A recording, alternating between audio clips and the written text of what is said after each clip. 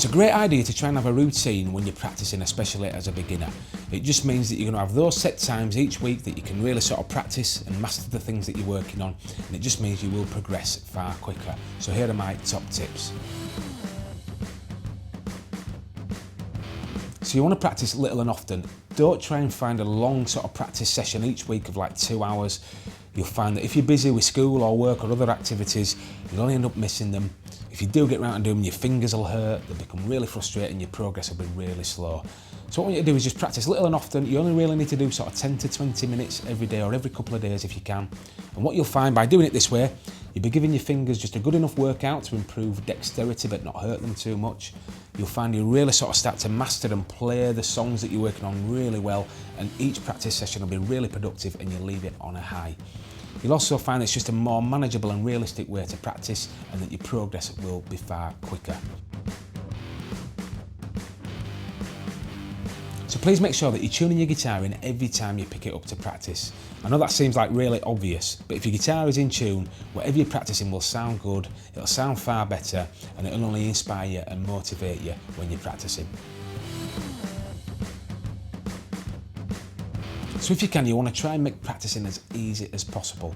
Whatever you do, please don't leave your guitar in a case, in a cupboard, upstairs, in a room where you never go, because if you're anything like me, you'll never get round to going to practice, and it'll probably take you far longer to go get your guitar out than what it will to actually practice what you're working on. So what I want you to do is find somewhere in your house that's really comfortable and relaxing, where you can sit up straight and hold your guitar and be really comfortable. And if you can, leave the guitar out in that room where you're going to practice, because if it's staring you in the face, you will pick it up and you will practice more. So the best thing to try and do is to sort of mix things up that you're learning and playing. Don't sort of do what I used to do and get hung up on trying to play full length songs, because when you're starting out, to try and play sort of a full 3 to 4 minute song as a beginner is really tough. So the best thing to do is just to mix things up. It's good that you can try like a shorter snippet of a song, like the first minute, a minute and a half. You'll probably find that you'll master that within a week or two and play it really well. Then if you move on, it's just going to give your fingers some really good things to do, give you different chords, different riffs, and it'll just mean that you'll enjoy playing a lot more and progress far quicker. So another thing that I like to do is to have the original song or piece of music on a device that I can listen to whilst I'm practicing. I find it just a really good way to sort of guide me and use as a reference. You can really hear the song and sort of get the timing and the tune stuck in your head. And another good thing to do is to sort of listen to it for a few seconds, pause it, and then sort of play back what you've heard. It's just a great way to sort of motivate you and inspire you and just give you the confidence that what you're playing and practicing is right and that it sounds good.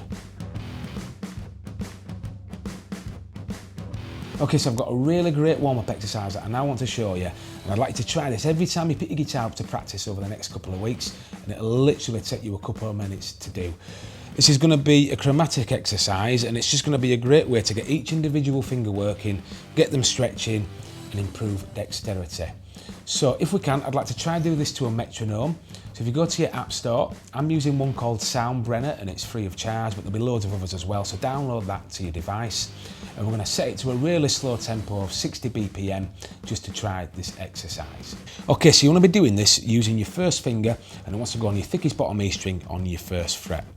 And what the exercise is going to do, we're going to have a finger per fret, so it's going to be first fret, second fret, third fret, and fourth fret. And all we're going to do, we're going to work through each string until we get to the fourth fret on your high E, your thinnest E string. And then when you get there, we're just going to work back down until we get back to the start.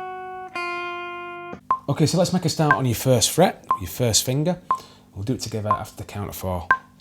2, 3, 4. So we've got 1, 2, 3, 4. Next string. 1, 2, 3, 4. D string. 1, 2, 3, 4. Onto G. 1, 2, 3, 4. Onto B string.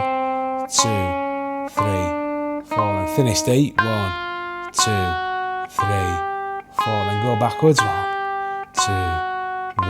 Then swap strings. 3, 2, 1. Onto G. 4, 3, 2, 1. D string. 4, 3, 2, 1. Onto your A string. 3, 2, 1. On your bottom E string. 3, 2, 1.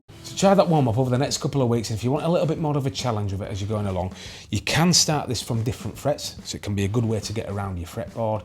And if you want to make it a little bit trickier, just slowly start to speed up that metronome, sort of each week, maybe take it to 65 and then 70, just to speed up your fingers. Thanks for watching this video on the best ways to practice your guitar and how to get the best guitar practice routine for beginners. Please remember to subscribe to my YouTube channel, hit the notification button and leave any questions in the comments below. In a bit.